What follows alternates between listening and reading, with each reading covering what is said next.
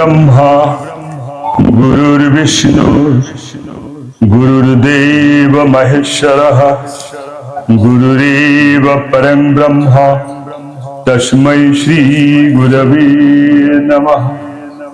ओम गुरु कृपा ही केवलम गुरु कृपा ही केवलम गुरु कृपा ही केवलम।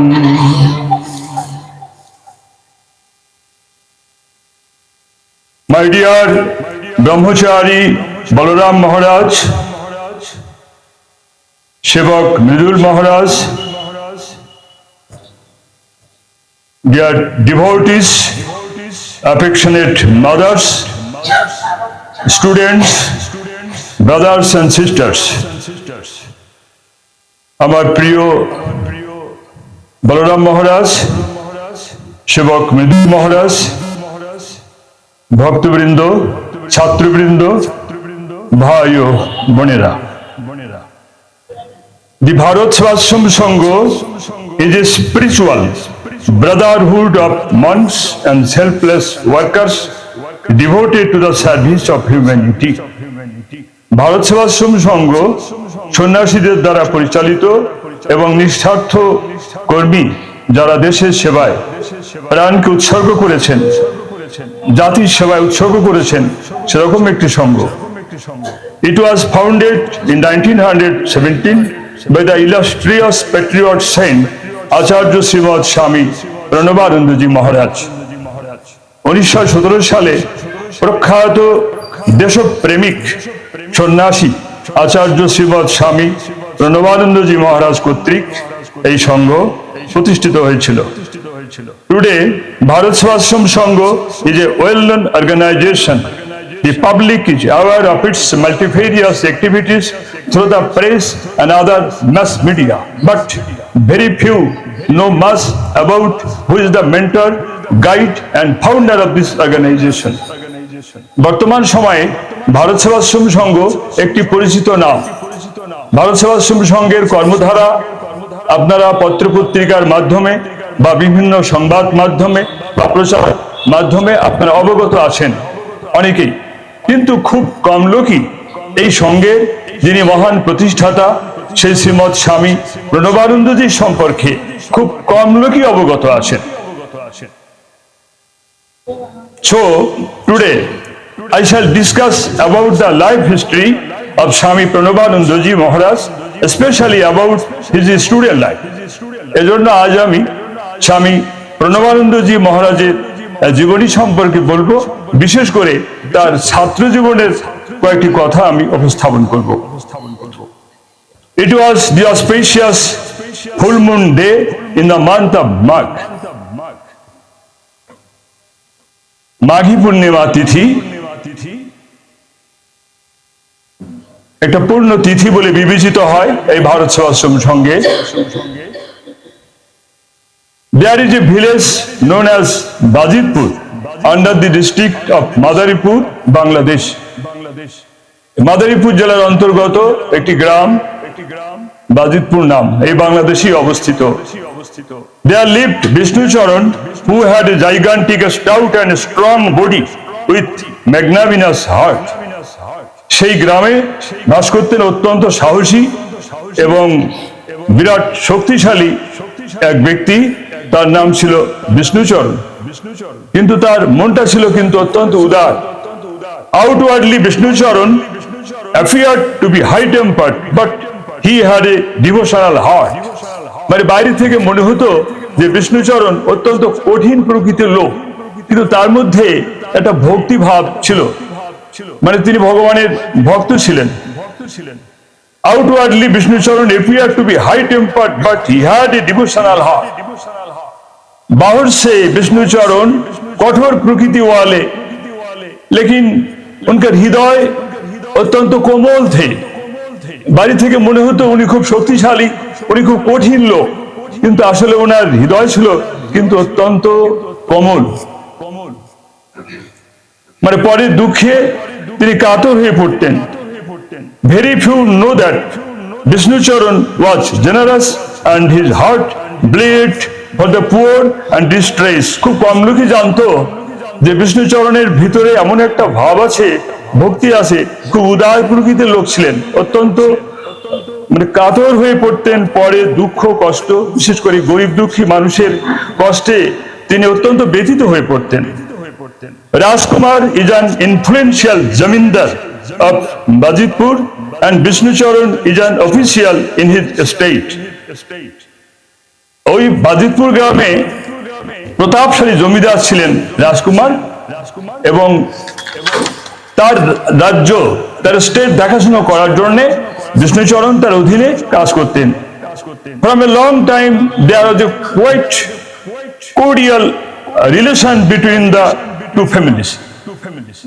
অনেকদিন ধরে এই দুটো পরিবারের সাথে খুব ভালো একটা সম্পর্ক ছিল, আত্মীয়তা ছিল, গভীর ভালোবাসা ছিল। However, there continued a litigation between them. তা সত্ত্বেও তারা একটি মামলায় জড়িয়ে পড়েছিলেন। Embraced in litigation, Vishnucharan took refuge in the feet of the family deity Nilrudra Shiva. ওই বিষ্ণুচরণ যখন বিপদে পড়লেন, মামলায় জড়িয়ে পড়লেন, তখন তিনি তার গৃহদেবতা নীলরুদ্র শিবের শরণাগত হলেন। He passed sleepless nights for 1 year in worshiping the Lord of the gods. তিনি রাত্রি জাগরণ করে অনাহারে অনিদ্রায় দেবাদিদেব মহাদেবের আরাধনা করতে থাকলেন।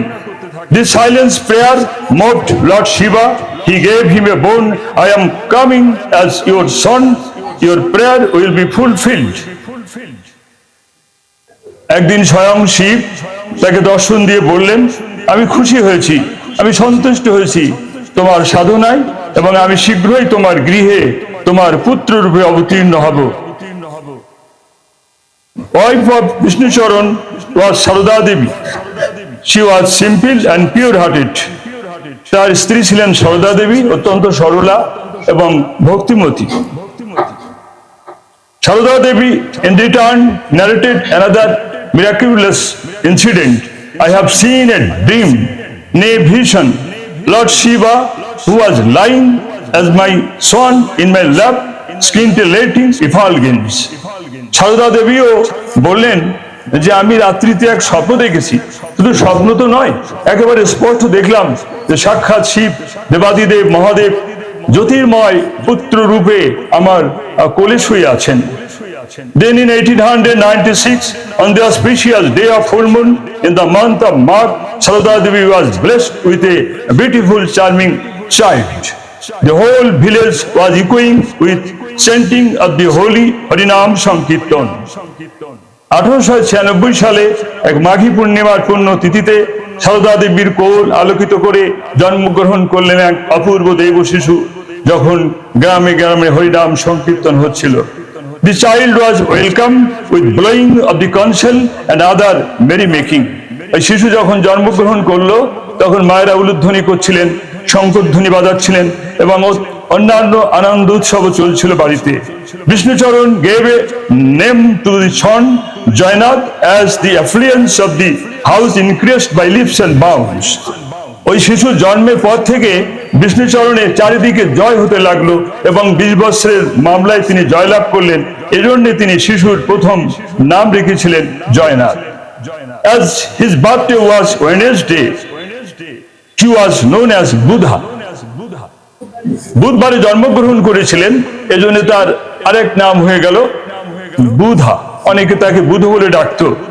He was known as Vinod from the time of his ceremony at first taking rice food. যখন তিনি অন্নপ্রাশন গ্রহণ করেন, অর্থাৎ অন্নপ্রাশনের সময় তার পিতা তাকে নাম দিয়েছিলেন Binod. His beautiful, well formed and lovely body was pleasant to all. ওই বিনোদের চেহারা এত ভালো ছিল যে তাকে দেখলেই সবার আনন্দ হতো। His calm, quiet and cheerful nature created exuberant joy in everyone. তার শান্ত স্থির ধীর মূর্তি দেখে সবার প্রাণে একটা অভূতপূর্ব আনন্দের সঞ্চার হতো। From the time of his birth, Vinod was calm, quiet and engrossed in self. তার জন্মের পর থেকে এই শিশু কোনো চঞ্চলতা করতেন না, তিনি চুপচাপ বসে থাকেন, ধীর স্থির ভাবে যেন ধ্যানে মগ্ন হয়ে আছেন। He was found sitting still with eyes closed under a tree and time to time in the cremation ground nearby his house. মাঝে মাঝে দেখা যেত তিনি গাছতলায় বসে ধ্যানে ডুবে আছেন, এবং মাঝে মাঝে দেখা যেত তার নিকটবর্তী বাড়ির পাশেই এক শ্মশান ছিল, সেখানে তিনি ধ্যানমগ্ন।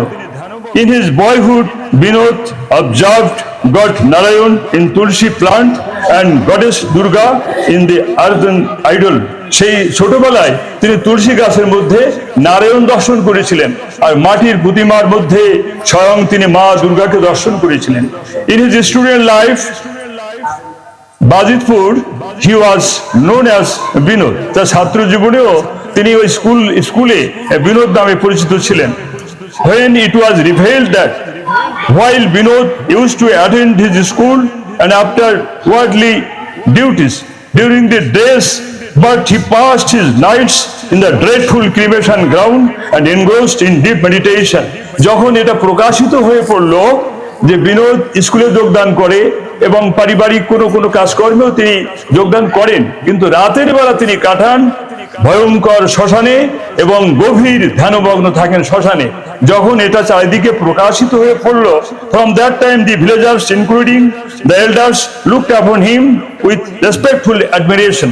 যখন এটা পরিচিত হয়ে গেল, চারিদিকে প্রকাশ হয়ে গেল যে বিনোদ স্কুলে যায়, বাড়িতে কোনো কাজে অংশগ্রহণ করে, কিন্তু রাতের বেলা কোথায় থাকে, রাতের বেলা শ্মশানে গভীর ধ্যানে মগ্ন হয়ে থাকে। যখন এটা চারিদিকে প্রকাশ হলো, তখন ওই গ্রামের এমনকি বয়োজ্যেষ্ঠ লোকেরা তাকে সম্মানের চোখে দেখতে লাগলো। তার বয়সের বেশি যারা বৃদ্ধ লোক তাকে সম্মান করত। He earned the epithet of sadhu from the rank and file even when he was just a youth. তিনি যখন একদম যুবক মানুষ, সে সময় তখন তাকে সাধু বলতো সবাই, সাধু উপাধিতে ভূষিত হলেন। এবং আজও বাজিতপুরের লোক তাকে কিন্তু বিনোদ সাধু বলে। এবং বাজিতপুরে একটা ব্রিজ আছে, আজও সেই ব্রিজটা কিন্তু সাধুর ব্রিজ নামে পরিচিত। He became a cynosure of his village Bajitpur and those surrounding it.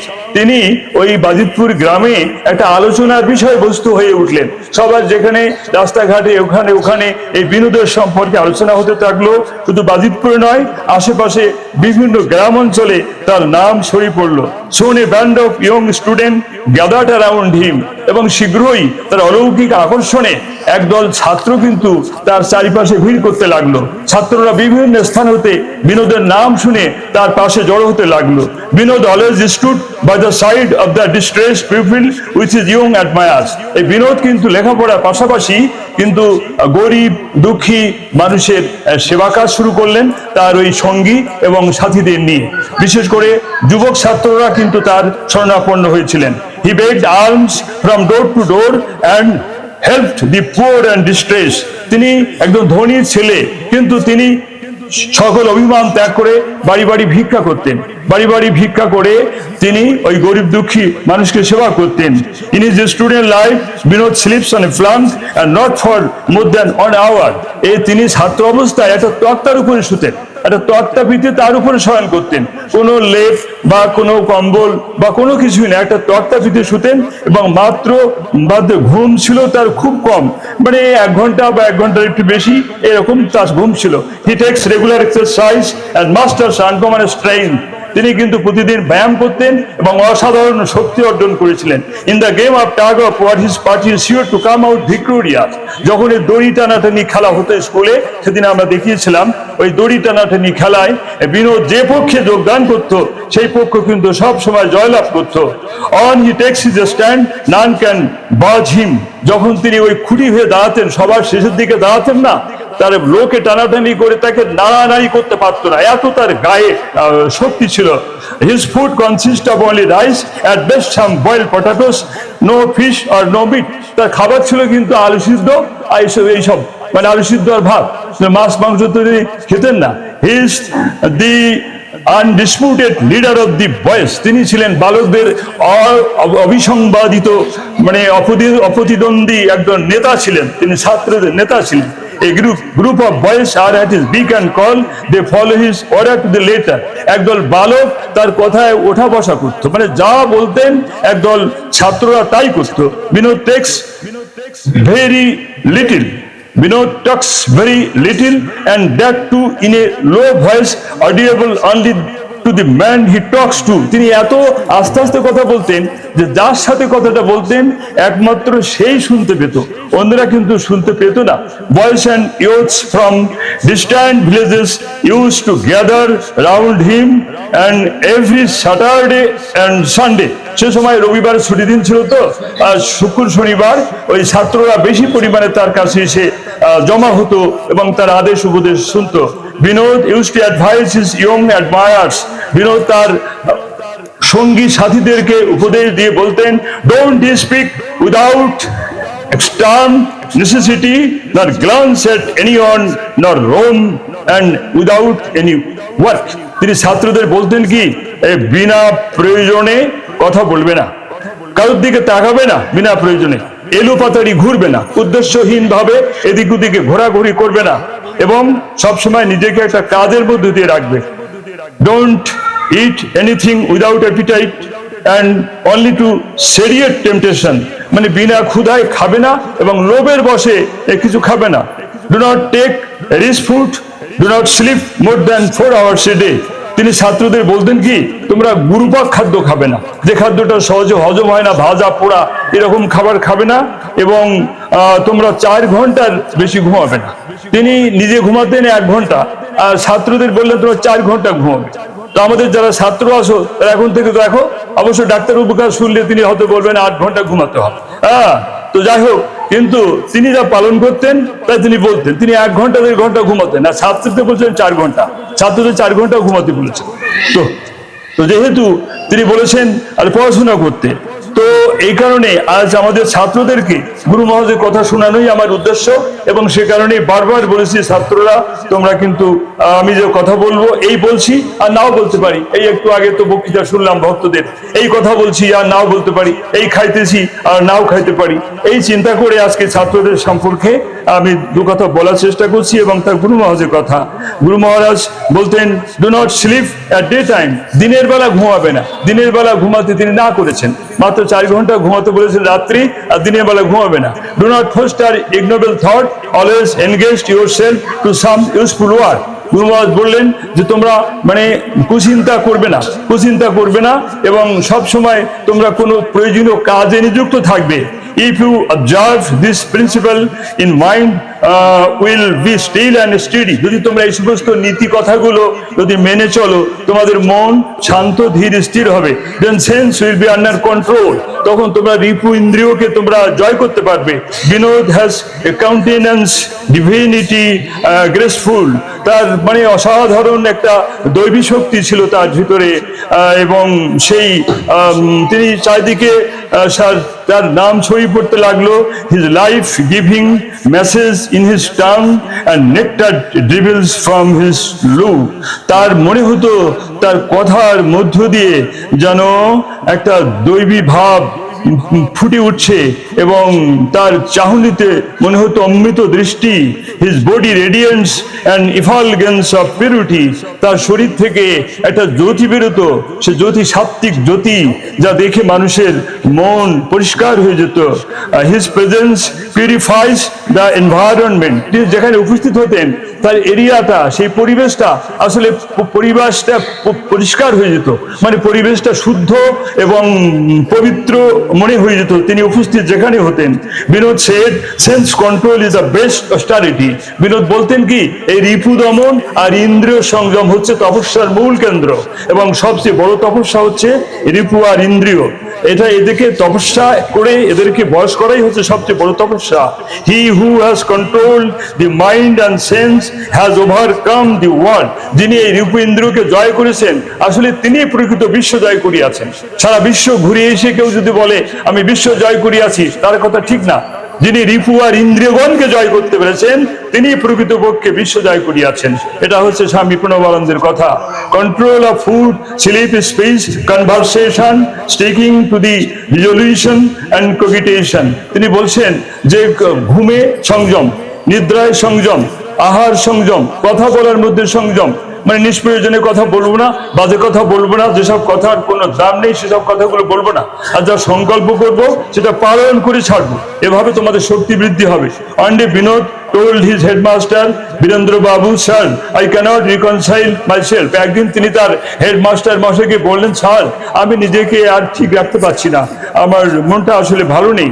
I will go out and take up the life of self abnegation, otherwise this country, these youths cannot be saved. Sir আমি ঘর থেকে বেরিয়ে পড়বো এবং সন্ন্যাসী হয়ে যাব, না হলে দেশকে রক্ষা করা যাবে না। আর এই ছেলেদের যা দুরবস্থা, ছেলেদের নৈতিক অধঃপতন, এর থেকে ছেলেদেরকে বাঁচানো যাবে না sir. Vinod said, sir, you don't know the youths devoid of sense control are going to the dogs.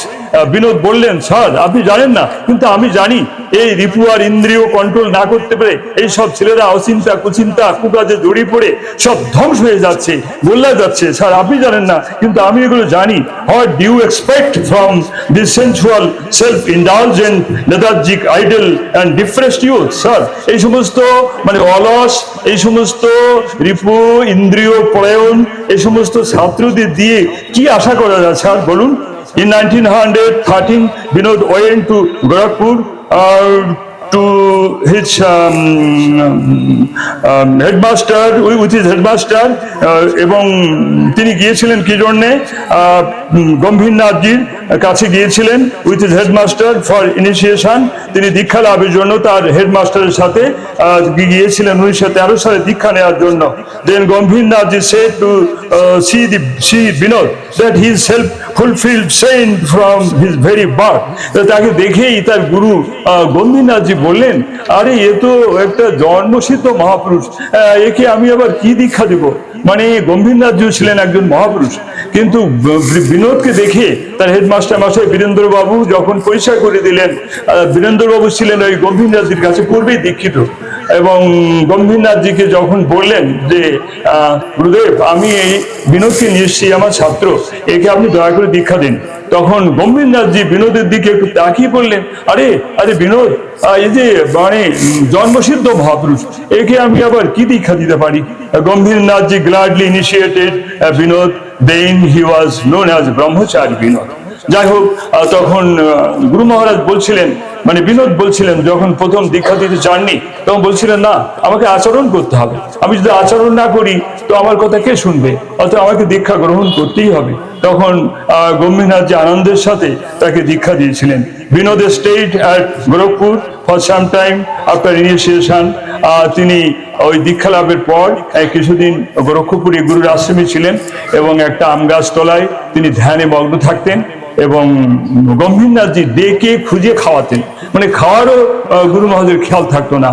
তিনি ওই আম গাছতলায় গভীর ধ্যানে মগ্ন থাকতেন ওই গুরুর আশ্রমে, আর গম্ভীরনাথজি খোঁজ খবর নিয়ে তাকে ডেকে খাওয়াতেন। He passed his time always in deep meditation in the jungle adjacent to the mठ, অর্থাৎ ওই মঠের পাশে যে বাগান ছিল সেখানে একটা আম গাছ ছিল, সেই আম গাছ তলায় তিনি গভীর ধ্যানে মগ্ন থাকতেন। নাথজি himself care of feeding him, তিনি তাকে খোঁজ খবর নিয়ে তাকে খাবার ব্যবস্থা করে দিতেন।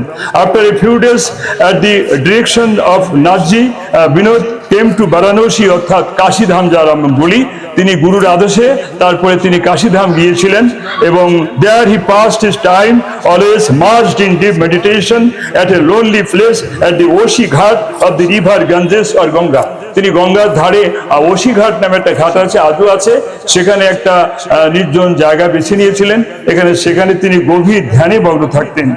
There he passed his time always merged in deep meditation as a lonely place at the Oshi Ghat of the river Ganges.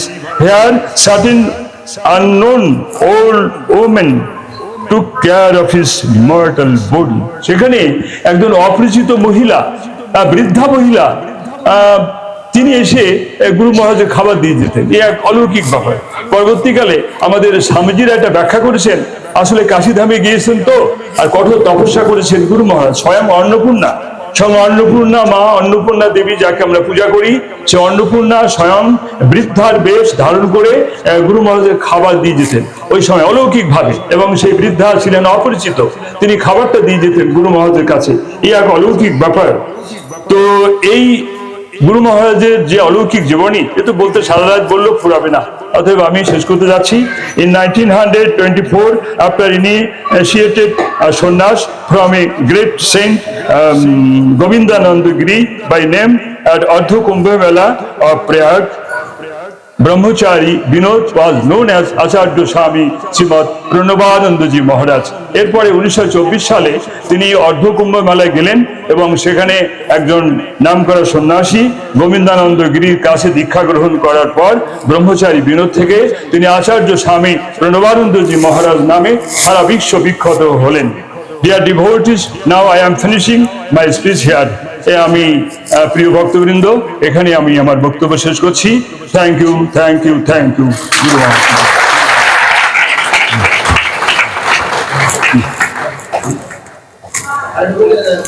Guru